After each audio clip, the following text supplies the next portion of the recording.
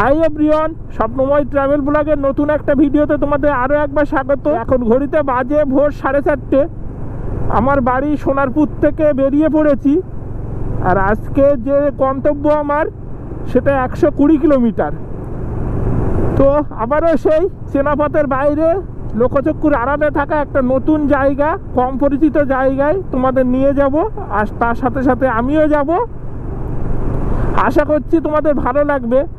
কিছুদিন আগে তো আমি ঘুরে আসলাম, দেখলেই, ঝাড়খণ্ড বেলপাহাড়ি কাকড়াঝোড় থেকে। এবার কিন্তু আর পাহাড় জঙ্গলে যাচ্ছি না, এবার যাচ্ছি সমুদ্রে। তো এখানে চেকিং হচ্ছে। এখন যাচ্ছি আমরা বকখালির দিকে, কিন্তু আমরা বকখালি যাব না। তোমরা তো অনেকেই বকখালি মৌসুমী আইল্যান্ডে যাও, আমি সে পথ ধরবো না, আমি একটু অন্যদিকে যাব। বকখালির থেকে 15 কিলোমিটার আগে একটা নতুন সি বিচ রয়েছে। নতুন মানে আমাদের কাছে নতুন আর কি, একটু কম পরিচিত জায়গা। আমরা কিন্তু এখান থেকে নেব আমতলার রাস্তা। আমতলার থেকে সোজা ডায়মন্ড হয়ে নামখানা। আমি অনেকবার গেছি এ পথে, ওই জন্য আর ম্যাপ লাগাতে হবে না আজকে। এইরকম চেনাপথের বাইরে লোকচক্ষুর আড়ালে থাকা জায়গাগুলোর সন্ধান পাওয়ার জন্য তোমরা সবাই আমার ফেসবুক পেজ স্বপ্নময়টা ফলো করে দিও, আর ইউটিউব স্বপ্নময়টা সাবস্ক্রাইব করে দিও। চলে এসছি পদ্মপুকুর মোড়। এখান থেকে আমরা নেব ডান দিকে আমতলা রাস্তা। এখন আছি বারুইপুর আমতলা রোডে। আর এই সামনেই কিন্তু জুলপিয়া বলে একটা জায়গা আছে, যেটা থেকে বাম দিকে একটা রাস্তা ঢুকে গেছে। ওটা গ্রামের মধ্যে দিয়ে দিয়ে গিয়ে ডায়মন্ড ক্রস করে উঠছে রাস্তাটা। তো ওই রাস্তাটাও খুব সুন্দর রাস্তা, গ্রামের ভিতর দিয়ে, আর রোড কন্ডিশনও খুব ভালো।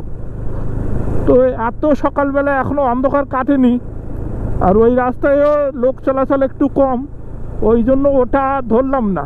ওই রাস্তা দিয়ে গেলে একটু কম হয় পথ, দেখা যাক আসার সময় ওই রাস্তা ধরতে পারি কিনা। ওই রাস্তায় আমি আগে একবার গেছি। এখন মেন রোড দিয়েই যাচ্ছি, সামনেই আমতলা পড়বে। আমতলার কাছাকাছি চলে এসেছি। আর এখানে একটা সবজি মান্ডি বসছে, পাইকারি বাজার। আর জ্যামটা শুধু দেখো রাস্তার উপরে, সাংঘাতিক রকমের জ্যাম। থেকে আর 1.5 কিলোমিটার আছে, আর লাস্ট 2 কিলোমিটার এইরকম জ্যাম ঠেলছি। এত জ্যাম এত সকালে। এখানে একটা বড় সবজি মান্ডি আছে, পাইকারি সবজি বিক্রি হয়, যার জন্য এত জ্যাম হয়ে গেছে। আর এত সকালে ট্রাফিকও নেই, প্লাস কোনো সিভিক গার্ডও নেই, ওই জন্য যেখানে খুশি গাড়ি দাঁড় করিয়ে দিয়েছে, রাস্তা ব্লক হয়ে গেছে। বিশাল বড় জ্যাম ঠেলে এখন আমরা আমতলা আছি। আর আমতলা থেকে আমাদের বাম দিকে নিতে হবে। ডান দিকে কলকাতার দিকে চলে যাচ্ছে, আর বাম দিকে যাচ্ছে ডায়মন্ড হারবার। আমার বাড়ি থেকে আজকে আমার গন্তব্য 120 কিলোমিটার, আর এখনও অবধি 30 কিলোমিটার চালানো হয়ে গেছে। এখান থেকে 90 কিলোমিটার আমাদের সোজা যেতে হবে। এই রাস্তা ছাড়লে হবে না, একদম সোজা নামখানা হাতানিয়া দোয়ানিয়া ব্রিজের উপর উঠতে হবে। অন্যদিন আমতলার মোড়ে জ্যাম থাকে, আর আজকে এত সকালে অতটা ভিতরে গিয়ে জ্যাম হলো। ওই জ্যামটা আমি আগে কোনো দিন পাইনি। যে আলো কিন্তু ফোটা শুরু হয়েছে, অন্ধকার কেটে গেছে। শিরাকোল মোড়ে এসে গেছি। আর এই সোজা যে রাস্তাটা দেখতে পাচ্ছ, এটা ডায়মন্ড হারবার বাজারকে বাইপাস করছে, আর ডান দিকে ডায়মন্ড হারবার। তো আমি ডায়মন্ড হারবারের উপর দিয়েই যাব, কারণ একটু ডায়মন্ড হারবার নদীর পাশে সময় কাটাবো সকালবেলাটায়, খুব সুন্দর লাগবে। ডায়মন্ডের ওখানটা একদম নদীর পাড় দিয়েই রাস্তাটা চলে গেছে। সকালবেলা এখন অতটা জ্যাম হবে না। কলকাতা ডায়মন্ড রোডে কিন্তু সাংঘাতিক পরিমাণে জ্যাম হয়, মানে দিনের বেলায় একদম এগোনো যায় না। তো আমি ভাবলাম যে এত সকালবেলা খুব একটা জ্যাম হবে না। আর আমাদের সব থেকে ভালো হতো জুলপিয়া থেকে ভিতরের রাস্তাটা নিয়ে নিলে, কিন্তু অন্ধকার বলে আর যেতে সাহস পেলাম না। রাস্তায় এই আমতলা, শিরাকোল, ডায়মন্ড হারবার এইসব জায়গাগুলো সাংঘাতিক পরিমাণে জ্যাম হয়। আস্তে আস্তে দেখো দিনের আলো ফুটতে শুরু করেছে, আর হালকা একটা কুয়াশা আছে এখানে। এই রোডের সিনিক বিউটিটাও আমার খুব সুন্দর লাগে। দেখো হালকা কুয়াশা, আর গাছগুলো সব রাস্তা একদম আঁকড়ে ধরে আছে। তার ওপর দিয়ে গাছগুলো, এপাশ বাম পাশে ডান পাশে দুপাশেই। এই ডান সাইডে যে রাস্তাটা বেরিয়ে যাচ্ছে এটা ফলতাতে চলে যাচ্ছে। এটাও কিন্তু একটা পিকনিক স্পট, খুব সুন্দর জায়গা, নদীর পাড়ে অনেকেই এখানে পিকনিক করতে আসে। চেনাপথের বাইরে একটু অন্যভাবে ঘুরতে আজকে যে জায়গাটায় যাচ্ছি সে জায়গাটার নাম হলো লালগঞ্জ সি বিচ। জায়গাটা সম্পর্কে অতটা খুব বেশি লোকজন জানে না, সবে সবে লোকজন যাতায়াত শুরু করেছে ওখানে। তো তোমরা জানোই আমার একটু চেনাপথ ছেড়ে একটু অন্যরকমভাবে লোকজন থেকে দূরে গিয়ে ঘুরতে ভালোবাসি। এই জায়গাটা যাওয়ার জন্য আমার এটা চতুর্থবার অ্যাটেম্প নিচ্ছি। এর আগে 3বার অ্যাটেম্প নিয়েছি, ক্যান্সেল হয়ে গেছে। প্রথমবার আসার কথা বলেছিলাম নৈতিক আর আমি। নৈতিকের একটু প্রবলেম হয়ে গেছিলো, ওর বিড়াল অসুস্থ হয়ে গেছিলো, যার জন্য সেদিন ডেট ক্যান্সেল হলো। তারপরে সরস্বতী পুজোর দিন আমি একাই বেরিয়েছিলাম সকালবেলা, তো ভোর 4টের দিকে বেরিয়েছিলাম। বারাইপুরটা ক্রস করেছি, ক্রস করার পরে আমার এই ক্লাস কেবল কেটে গেল রাস্তার মাঝখানে। তো সে যা সমস্যায় পড়লাম, অত সকালবেলা কোনো মেকানিকও পাচ্ছি না, কোনো হেল্প নেওয়ার মতো গাড়িও পাচ্ছি না। লাস্টে আমার চেনা জানা একটা মেকানিককে ফোন করলাম, সে বলল যে গিয়ারে দাও গাড়ি, গিয়ারে দিয়ে পিছন দিক থেকে কাউকে ঠেলতে বলো।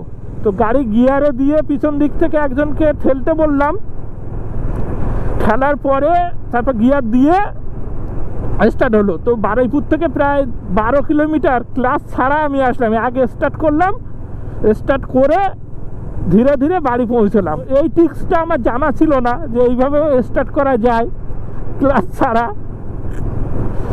ওইটা যদি দুপুরবেলা কি সকাল হয়ে গেলে আসতে প্রবলেম হয়ে যেত, কারণ রাস্তায় জ্যাম হতো, হলে গাড়ি তো থামাতেই হতো, কারণ ক্লাস নেই, সিগন্যালগুলোই দাঁড়াতে হতো, বা সকালবেলা জ্যাম হয় সেই সব জায়গাগুলো দাঁড়াতে হতো, তখন খুব অসুবিধা হয়ে যেত। শুধু অনেক ভোরবেলা বলে কোনো অসুবিধা হয়নি, ভালোভাবেই পৌঁছে গেছিলাম। ওটা গেল দ্বিতীয় অ্যাটেম্প্ট। তারপরে থার্ড টাইম অ্যাটেম্প্ট নিলাম, আমার মা অসুস্থ হয়ে গেল, বেরোতে পারলাম না। তারপরে আবার এই চতুর্থবার নিচ্ছি অ্যাটেম্প্ট, দেখা যাক পৌঁছাতে পারি কি না। এইসব কারণের জন্য আমার কারোর সঙ্গে রাইড প্ল্যান হয় না। আমার বিভিন্ন রকম সমস্যা রয়েছে, কারণ বাড়িতে বাবা মা একটু অসুস্থ, ওরা কখন কি অসুস্থ হয়ে যায় বলার নেই। এবার কারোর সঙ্গে একটা প্ল্যান করলাম, তারও অনেক দিন ধরে ইচ্ছা করবে যেতে, অনেক দিন ধরে অনেক প্ল্যান হবে, সব লাগেজ গুছানো হবে, যাওয়ার আগের মুহূর্তে যদি ক্যান্সেল হয় খুবই খারাপ লাগে। আর আমি এরকম হুটহাট বেরিয়ে পড়ি কোনো প্ল্যান ছাড়া। যেমন আজকে সকালে বেরোবো, কালকে রাত্রেও আমার কোনো প্ল্যান ছিল না, ঘুমালাম, ভোরবেলা ঘুম ভেঙে গেল, মনে হলো বেরোই, বেরিয়ে এলাম। এবার এইরকম করলে কার সাথে প্ল্যান হবে বলো? অনেকেই আসার কথা বলো তোমরা আমার সঙ্গে, কিন্তু হয়ে ওঠে না। আমার এগুলো নিয়েই চলতে হবে, কিছু করার নেই। বাধা আসলেও এরকম অনেক ট্রিপ আমার ক্যান্সেল হয়েছে বিভিন্ন কারণে। যেমন লাস্ট নভেম্বর আমি সিকিম গিয়েছিলাম, পুরো ট্রিপ কমপ্লিট করতে পারিনি, বাংলাতে পৌঁছেছি, তারপরে শুনি মা হসপিটালাইজড, তো সেখান থেকে আবার চলে আসতে হয়েছে। এরকমই হয়। আর আমরা আজকে যে জায়গাটা যাচ্ছি সেটার নাম তো লালগঞ্জ বললাম। জায়গাটা কিন্তু ঠিক বকখালি থেকে 15-20 কিলোমিটার আগে 10 মাইল বলে একটা জায়গা রয়েছে। তো এই পথে যারা আসো তোমরা নামটা শুনেছো, কারণ 10 মাইলের আগে হচ্ছে 7 মাইল। 7 মাইল থেকে ডান দিকে ঢুকতে হয় মৌসুমী আইল্যান্ডে যাওয়ার জন্য, আর ঠিক তার পরপরেই 10 মাইল বলে জায়গাটা, সেখান থেকে আমার বাম দিকে নিতে হবে। 10 মাইল থেকে 4 কিলোমিটার গ্রামের ভিতর দিয়ে যেতে হবে। জায়গাটা খুবই পছন্দ আমার, কারণ নিরিবিলি অনেক, বাইরের ট্যুরিস্টও সেইভাবে যায় না এখনো। আর ওখানে 2টো না 3টে মাত্র হোমস্টে আছে, ঘরে বাইরে, ভোরের আলো, আরও কিছু একটা। ডায়মন্ডের কাছাকাছি চলে এসেছি, আমার বাম পাশে ডায়মন্ড হারবার উমেন্স ইউনিভার্সিটি।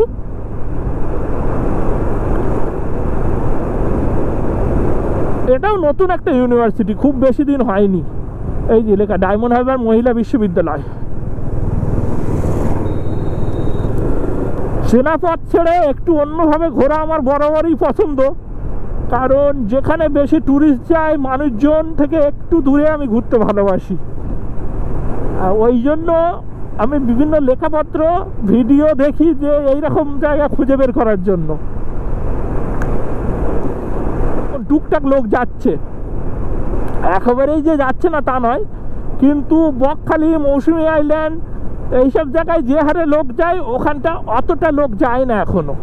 সকালবেলা বেরোলে রাস্তায় একটা দারুণ পরিবেশ পাওয়া যায়, সেটা তোমরা কতটা ফিল করছো জানি না আমার ক্যামেরার মাধ্যমে, কিন্তু আমি তো ভালোই ফিল করি।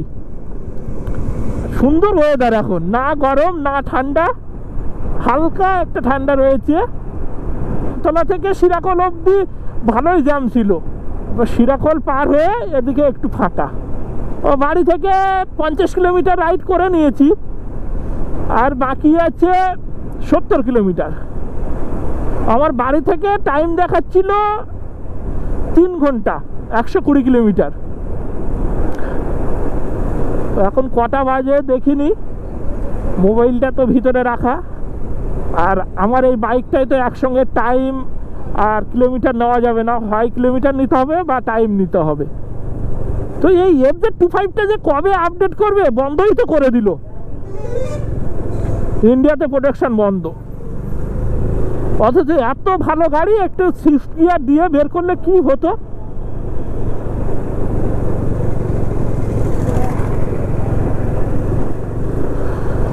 এই বাইকটা ব্রাজিলে সব নতুন নতুন আপডেট আনছে, অনেক কালার এনেছে, সুইফট গিয়ার দিয়েছে, কিন্তু ইন্ডিয়াতে এত চাহিদা গাড়িটার, এত ভালো পারফরমেন্স, মানে সিটি রাইডের জন্য তো ভালোই, আর ট্যুরের জন্য একদম সুপার গাড়ি।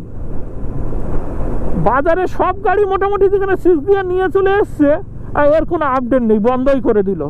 আমার হায়ার অথরিটির যে কি মাথা আমাদের ইন্ডিয়ার যে আছে জানি না। আমরা চলে এসেছি সরিষা মোড়ে, আর আমার ডান পাশেই দেখতে পাচ্ছি সরিষা রামকৃষ্ণ মিশন। তো এটা কিন্তু একটা আবাসিক স্কুল, আর খুব নামকরা স্কুল, এখান থেকে অনেক ভালো রেজাল্ট হয়। আমাদের গ্রামের অনেকেই এখানে থেকে পড়াশুনো করেছে। পৌঁছে গেছি ডায়মন্ড হারবারে, হুগলি নদীর পাড়ে, আর একটা ভালো জায়গা দেখে তোমাদেরকে দেখাচ্ছি, দাঁড়াও। এখানে বাইকটা রেখে একটু ছবি তুলতে পারলে খুব ভালো হতো, দেখছি দাঁড়াও।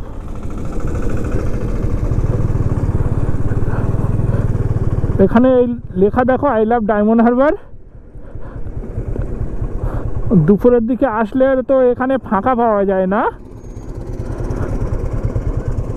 এখন তো একটু ফাঁকা আছে। দেখো এই লেখাটা, এই আমরা আসছি এই দিক দিয়ে আর যাবো এই দিকে, আর নদীটা হলো এই নদীর ওপারেই কিন্তু হলদিয়া, আর এগুলো সব লঞ্চ ঘাট। ওই যে দেখো ওই ভ্যাসেল যাচ্ছে, এখান থেকে লোক পারাপার হয় ওই পারে যাওয়ার জন্য। এখন তো কুয়াশা, অতটা ভালো বোঝা যাচ্ছে না।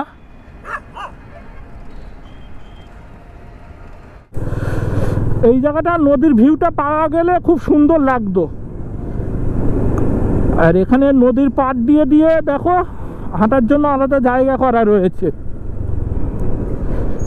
ও দেখি এইখানটা একটু ফাঁকা আছে, কুয়াশাটা না থাকলে খুব সুন্দর লাগতো।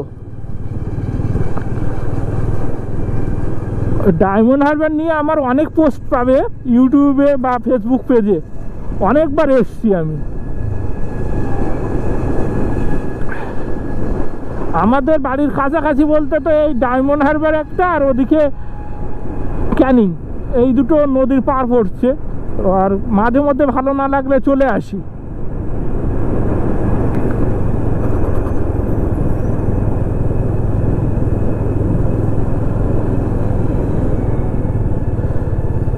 এইখানে কত নৌকা রাখা দেখো, ওই যে সব মাছ ধরা নৌকা। দাঁড়াও এইখানটা এ করব,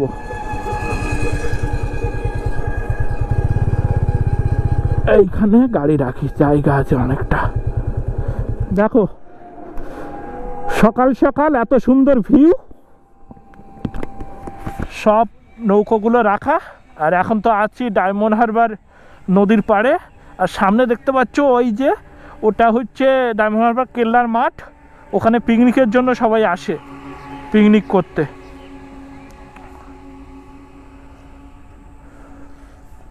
আর এইরকম নদীর পাড় দিয়ে হাঁটার জন্য রাস্তা। ডায়মন্ড হারবার ক্রস করছি, এখানে অনেকক্ষণ টাইম কাটালাম নদীর পাড়ে বসে, একটু লাইভ করলাম পেজে।